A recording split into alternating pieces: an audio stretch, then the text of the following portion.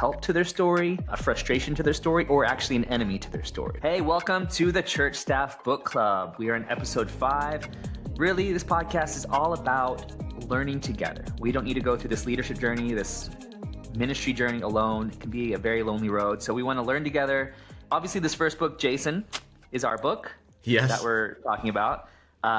It won't always be our book, but The Comeback Effect, it is a book about hospitality. What would you say about The Comeback Effect? We all want people to come back to our churches. So how do we affect them enough where when they are at a point of decision, they say, oh, I'm going back to Jonathan's church or that church because something affected them in such a way. And really, that's the content that we're talking about, is how do you affect somebody in a way that they say, I want to come back there. This episode, we're talking about chapter 5, Think Scene by Scene. If you haven't read the book, you don't need to. We'll summarize it for you. But basically the idea is, I don't know, in the book, I really focused on this chapter. I focused my attention on this chapter because I loved it. I talked about this idea of like almost like Lord of the Rings, where you're going on these like this big journey from the parking lot to the bathrooms to the different parts of the church, right? And the idea is that you're thinking like, what are the transitions? If you think about Lord of the Rings, it's this journey, right? It's this walking from place to place to place, right? And the challenge is in those transitions, in that getting from place to place. That's where people have questions. That's where people feel confused. That's where people maybe have a bad experience because they ask, hey, here are the bathrooms, and someone points, which is, I know, a big thing for you, Jason. You're like, don't point, walk with, right? So how are we avoiding moments of stress and anxiety as people are getting from place to place? Again, like the parking lot to the lobby, to the restroom, to the kids ministry, to the sanctuary, to where they're going to sit. That's really what this chapter is all about, is thinking through those transitions. Where there are transitions, that's where people have stress points. That's where people have questions. And how can we eliminate those questions and eliminate those stress points as much as possible? What's interesting is, working in the church world, we think of what we think about, right? The next service coming. There's 52 weeks in a year, right? What's interesting is we think that way, but guests don't experience church as like a service, but they do experience church in a sequence of moments, right? Mm-hmm. So a question for you, because I know this was a big chapter for you. Why do churches tend to think of, in terms of a service, or if you have multiple services, instead of like these moments or these scenes? Why do you think churches do that? The biggest issue is that we are arriving 2 hours early. We are arriving through the back entrance, through the back part of the parking lot. We have a completely different experience than our guests do. And we're just trying to survive Sunday. The reality of ministry, I say this all the time, is that we are trying to survive each and every Sunday. And we create duct tape solutions, is what I always call it, where it's like, I don't care about next Sunday. I gotta get through this Sunday. And so we sometimes make bad decisions, right? Like to try to get through this Sunday. But we're really just thinking about, I gotta get through this service, or hopefully, more often it's, I gotta get through this chunk of services, right? And it's just kind of a rinse and repeat for those 3 services or 2 services or 5 or 10, however many services you do on a weekend. But yeah, we're just trying to survive. We're just trying to get through. And it's a different experience that we have as a staff member or a volunteer than a guest does.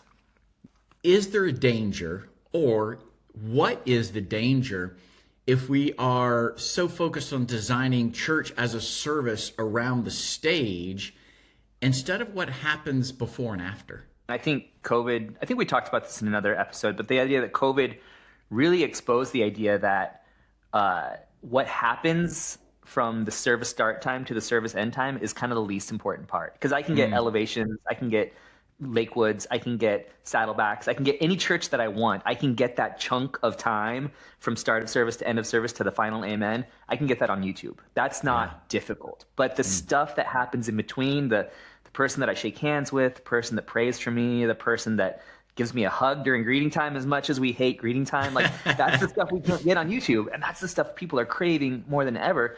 But so often we don't focus on that stuff. We focus so much of our time, like you said, on the start of service to the final amen. Like we just got to get through that. If we can get through that, we'll be fine. But it's in those, again, like you said, people are experiencing the parking lot. Like, where am I going to park? It's usually not hard, right? Like no one's actually like scared of parking unless you have a real parking problem at your church, right? But Yeah. more often it's the issue of like, where do I go from this parking lot space? Yeah. Where, where's the entrance? Where are the bathrooms? Where do I drop off my kids? Are they going to have space? I know my church sometimes we're portable. We don't have space for kids sometimes, so we have to turn people away. And that throws a complete wrench in the system of like, oh, now I have to bring my kid into service with me, and I wasn't expecting that. And it's tough. So what do you think? I mean, what have you seen when you go to churches? What are some of the things that like, this is probably the biggest scene transition where people lose people, where it's like, oh, I felt kind of rejected at this point or unwelcome. Yeah.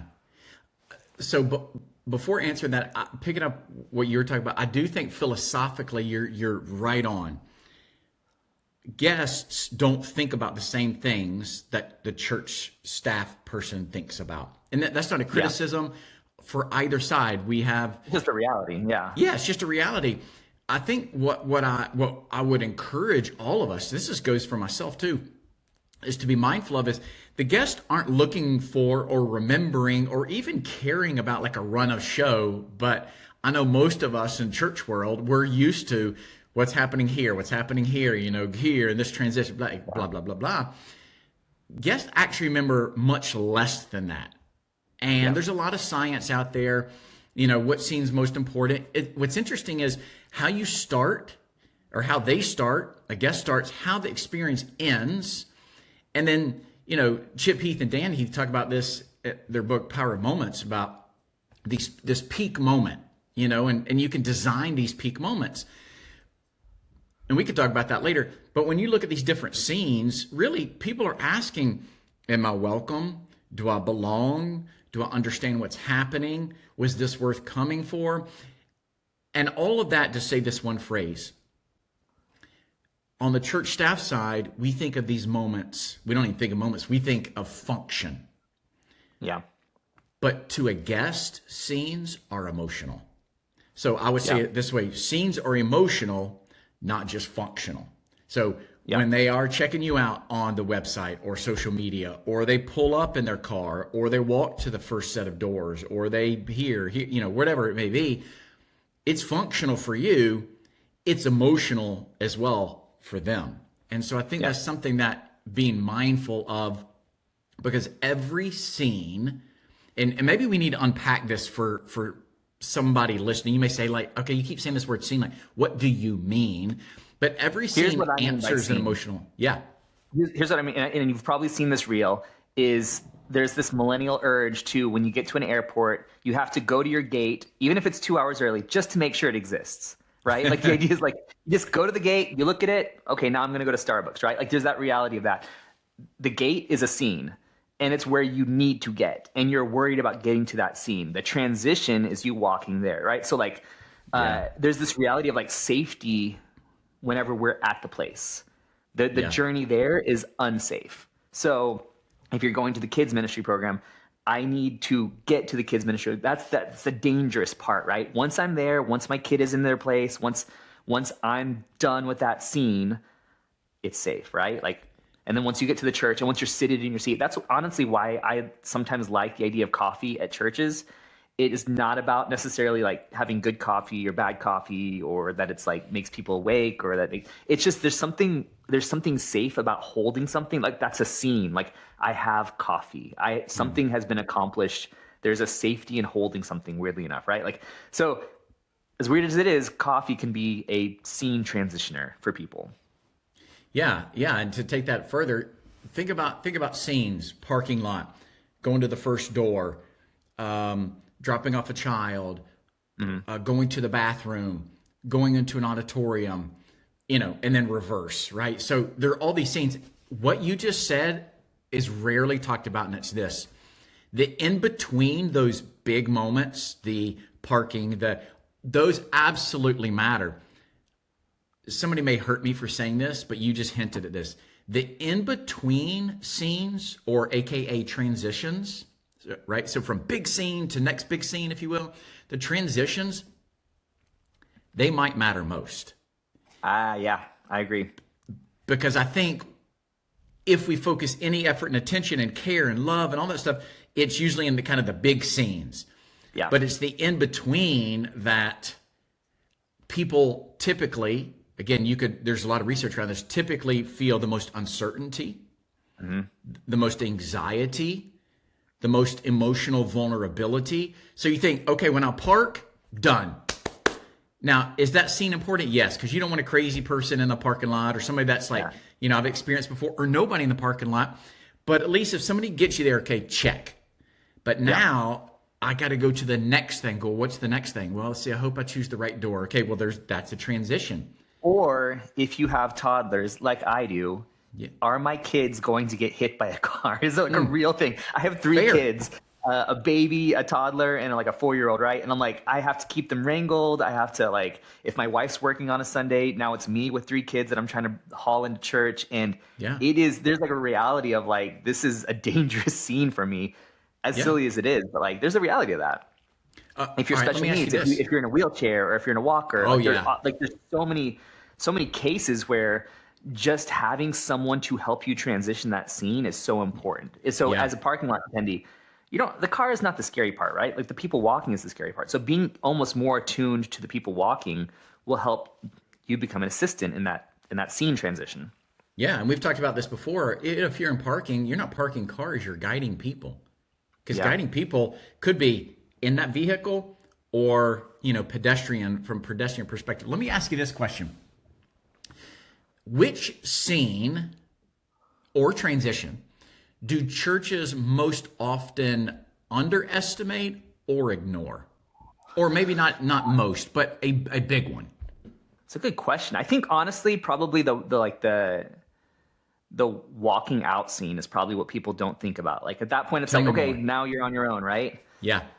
So trying to pick up your kids, that's where like, and especially with churches that have multiple services where you have like this, people coming in, you're trying to get your kids. If it's like one single spot that they pick up and check out, like having to like navigate that. Honestly, it's kind of a stressful thing to like wait in a line to get your kids so you can leave because you're like, I need to go somewhere. Some people leave church early so they can get through that process. Like, again, this is the world that I live in right now. So this is probably what's most important to me. But the idea that like, I don't want like you have my kid hostage and I have to give you a paper to get my kids, right? Like I have to get them from you. So that scene I feel like is one that's probably pretty overlooked because we're more focused on like the safety element and not the like let's not be an obstacle to them getting home. Yeah. What would you say though? I don't know. You're in a different stage of life. You have a 21-year-old and a 17-year-old. 17. Yeah. So walking with their parents is not cool. Yeah. So yeah. I don't have to worry about them in the parking lot because they're probably driving separate. They don't want to go with you. Yeah, they're like, you do your thing and pay for the gas that I want to take my second vehicle. I'm like, wait a minute, I'm getting the shaft here. All in all, I'm getting the shaft here. And Atlanta's a driving city, so I know you're going a long way to get to church. Oh yeah.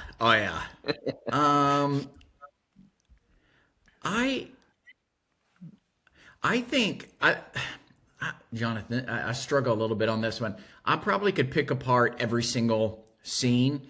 I think sometimes it's what you said, because I think a lot of churches, hence we have ministries and organizations called First Impressions, right? Mm-hmm. And I mean, it's a great idea, a great approach. First Impressions organization, they do a lot of great work. The team over there, Allie and Bree, are awesome. And when I think about First Impressions as a ministry, the idea and where most churches focus is what happens at the beginning. But if we pick up what you said, we're at the end. In fact, Horst Schulze taught me this. He's a co-founder of Ritz-Carlton. He's written about this, but he highlights, and he used to just casual name drop. Oh yeah, well, I was learned hanging out with Michelle Obama the other day. Well, I learned so much from him, but he pressed on me that I guess he heard me talking about how the effort on the front end, and in his German accent, he would say, "What about the ending?" And at the Ritz-Carlton hotels, they have this thing called a fond farewell that they're going to start and finish well. So I think in the world of church, Sometimes we're like, if we could just get you in and you feel great about it. But what we forget is when the guest reverses course, so going to pick up a kid, what if you have to go pick up some churches like children's buildings over here, students are over here, preschool over here. It's confusing. If we're not careful on the back end, we can say you're on your own. But on the front end, we want you to feel like we got you, we're with you. But on the back end, you're on your own. So I think if we're not careful, we can, if we're looking at the scale, that we can heavily weight the front end, incredibly important. However, sorry to interrupt you. I think the issue there is that we're so worried, and this is like a reflection of the church learning from businesses, if you will, is that we're like, we got to get the sale. And the sale is that they come back, which I know that's what our book is about, right? Like the comeback effect, right? But the idea that like, we're so worried about closing the deal and we know that people have decided in the first 5 seconds or 5 minutes if they're going to return, right? Like, so we're like, we have to get them at the beginning, but there can be this choppiness between the beginning and the end. So anyway, sorry to interrupt, but I feel like that's the issue is we're like, we got to get the sale. And like, there's more to it than that. Yeah, and I think that I say we being church staffers, we think that the guest is going to judge us by their best scene. I'm not convinced that's right. I'm more convinced they are going to judge us by the confusing ones. Yeah. Because if they don't have clarity, they ruminate on, why wasn't it clear? That tripped me up. I don't have any solution for that, things of that nature. And so I think the clearer we can make their experience, the better. I would say it this way: weak scenes break trust. Yeah. So an example would be, do you have confusing signage? I don't know if we have time, but I could give you an example of a guy who he's an expert in signage that I learned a lot from, or awkward transitions, maybe to your point, when guests leave, 10 people spoke to me coming in. Not one person said anything to me when I left. That's what these weak moments actually break trust. So you asked me originally, what's the most important scene? I would say it's a characteristic of all of them, and it's consistency. And that is it kind of reminds me of whenever I call a company and I get to this point in the phone tree where it's like, are you a new customer or are you a current customer? And depending on which one I choose, I'm either going to have a great experience if I'm a new customer, or I'm going to be outsourced to another country if I'm a current customer, right? Like, because they're like, you're already in, we don't need to care for you. And the reality is from a business side, they say it takes 8 times more money to get a new customer than to keep a current customer. Again, we're not a business as a church, right? But the reality of understanding that it is worth putting effort into showing care for the people that are at our church that have already decided. This is not just an issue of because it's customer service or because we're trying to make sure that they stick around. This is honestly, this should just come from a point of where we care for people, right? We love people. I think about the difference between my mom growing up and my dad growing up. They talk about this in there's this book my brother was telling me about, but the idea that in poorer cultures, you kind of just oh, that's so-and-so, which is my dad's upbringing. You don't really acknowledge them. They're family members. You kind of treat them like junk. You don't really they're in your life already. So you don't worry about them. You try to impress the people you don't know. But in a better culture, we treat the people we do know better, right? There's the reality of the what is it? Familiarity breeds contempt, right? There can be a reality of that. You're just a church member here, so we don't need to care for you. But really, we should be seeing, it's seen countless times in the New Testament, caring for the people that are in our family. We'll get back to the conversation, but real quick, I want to tell you about our sponsor. Church hospitality, guest services, first impressions. These are phrases we as church leaders are very familiar with. But sometimes through the grind of daily tasks and prepping for church each week, we lose the heart of hospitality. Guest care becomes a checklist rather than a discipleship effort. First Impressions is an organization committed to helping churches create meaningful connections with guests, from the first visit to lifelong discipleship. Whether you're looking to sharpen your team's skills, build a proven follow-up plan, or take your guest experience to the next level, they've got you covered. Through their First Impressions online conference, First Impressions live conference, First Impressions Academy, and executive coaching, they equip churches with the strategies, systems, and support you need to invite, welcome, and connect with your church guests. Learn more at firstimpressions.church. And now back to the conversation. I remember when I was on church staff, I would always reference, I don't care if you've been there for 10 years or 10 minutes, you're a guest, because language influences behavior. So, which there is a reality though that like when you're in a larger church, you don't know if they've been there 10 years or 1 day. Yeah. So, hey, but the safe assumption is, well, here's the danger. If you act like the person's brand new, they may say, hey, I've been going here 10 years, and they feel offended. Yeah. But there is this idea that caring for people as if they're a guest in your home, a guest in the church, and it's just, again, anticipating needs. I mean, we talk about hospitality as intentionally showing generous care to each individual. I mean, we're not asking people to do insane amounts of stuff, but it is the intentionality of being generous with care. And that could be, I see you, eye contact versus invisibility. It could be, I'm going to walk you, to this place. I'm going to actively listen to you. I want to make sure I'm answering the question you're really asking. And so, I mean, if we were to think about actioning this conversation, and we were thinking about, church staff and leaders, because the deliverer of these experiences really are the volunteers. They're frontline, right? Yeah. So how could church staff help their teams, whether that's other staff, whether, volunteers, stop thinking in lists or terms of tasks, which those things are important.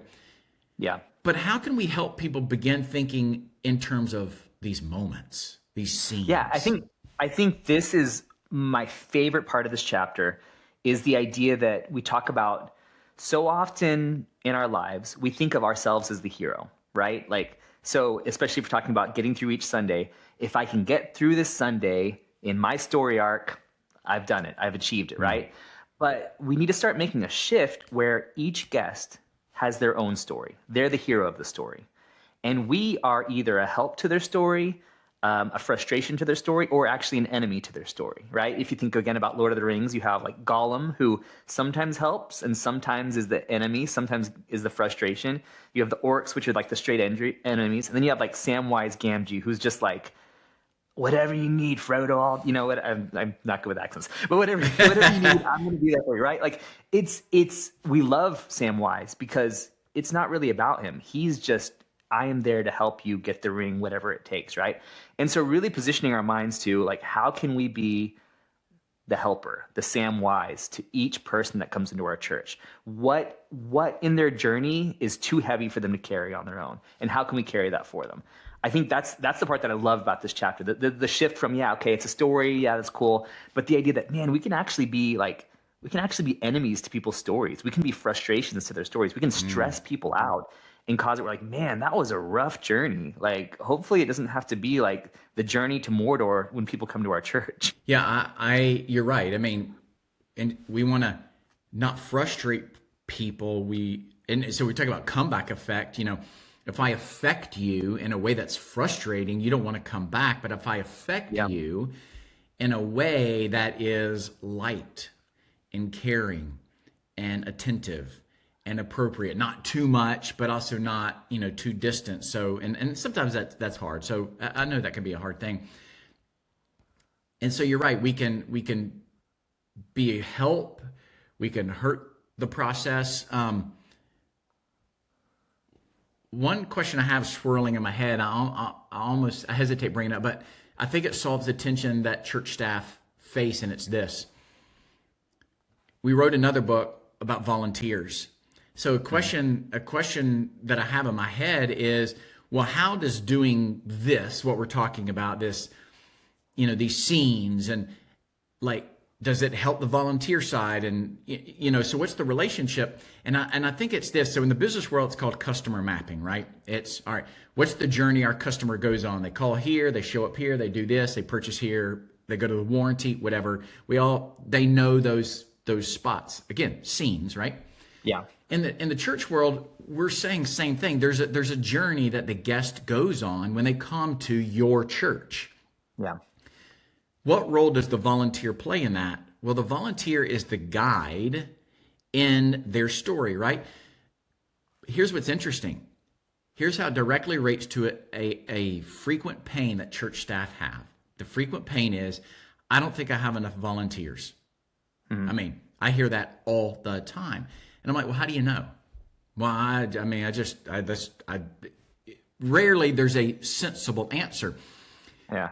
What we're talking about in it's this, usually because they see like unpositioned roles in planning center that like, oh no, nobody confirmed here. I don't have enough yes, volunteers. And not realizing, do I yes. even need that role like right this Sunday? Okay. So here's what from an action standpoint, here's something that you can do if you're watching or listening to this. Maybe you get a guest or two and you map the journey. Where's the first place they stop? Where's an important, they have to go up this staircase. There's no signage. Okay, that might be an important place. That's a scene. That's a transition. You're just kind of nitpicking their whole journey and then see if you can distill it down into like 5, 6, 7, like really key moments, and then think about transitions. You say, well, how does that help the volunteer side?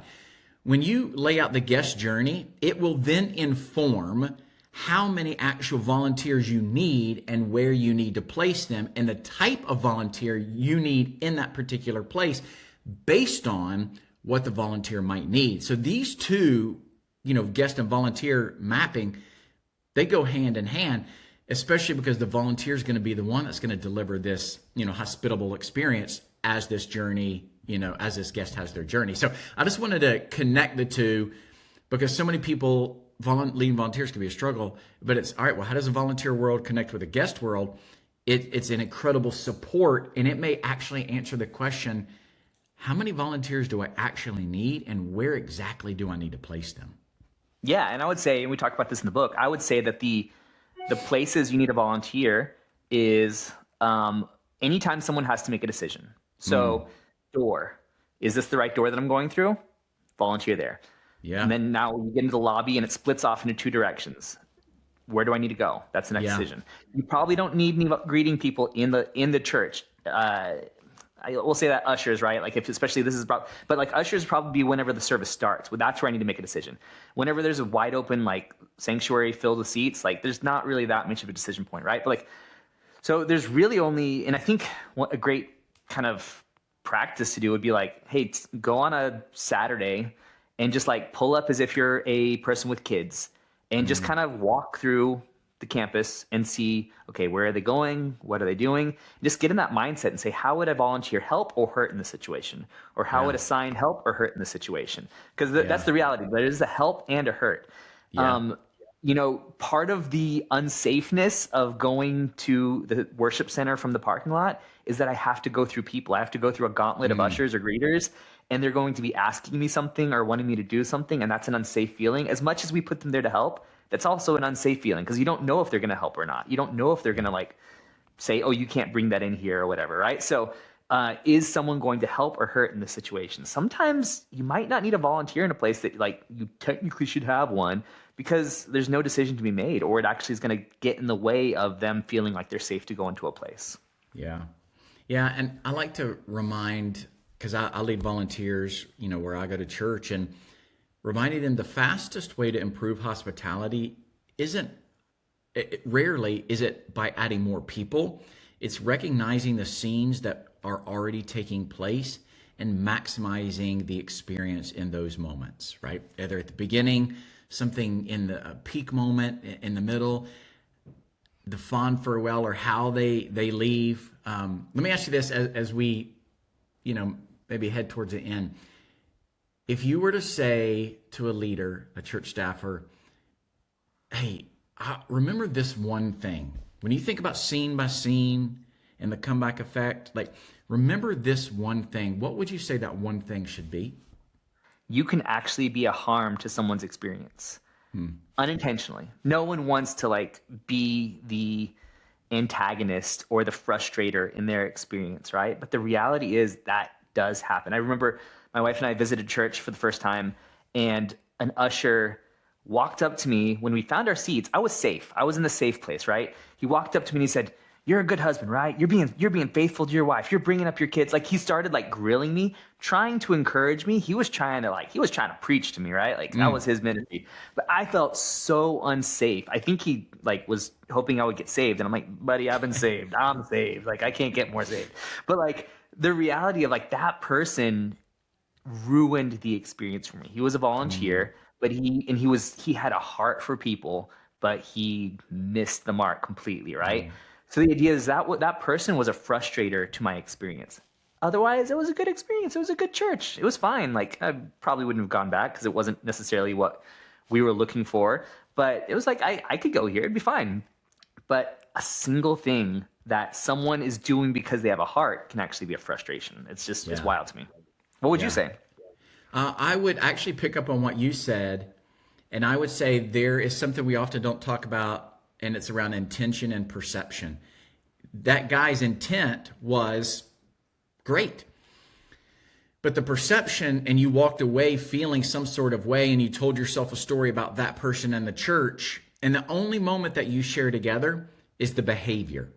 And so I would say, just because your intent and your thoughts are great, it doesn't mean that the perception of your behavior that is representing your intention and thoughts in that moment are great, because it's that question we've talked about before. What's it like to be on the other side of you? I'm going to walk away from you thinking something about you, feeling something about you in the church, and I want to walk away. I want you to walk away as the guest feeling cared for and seen, and because I was attentive and appropriate. So I think I would pick up where you left off, and it's thinking our intention and our perception. There's a spectrum there. The only moment that we share together is whatever the behavior is. That's why our behavior is critical when we think about creating all of these different scenes.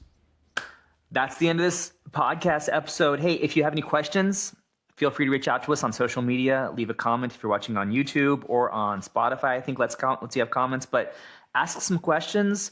Tell us what book you want us to read next. We're getting toward the hump of the middle point of this series.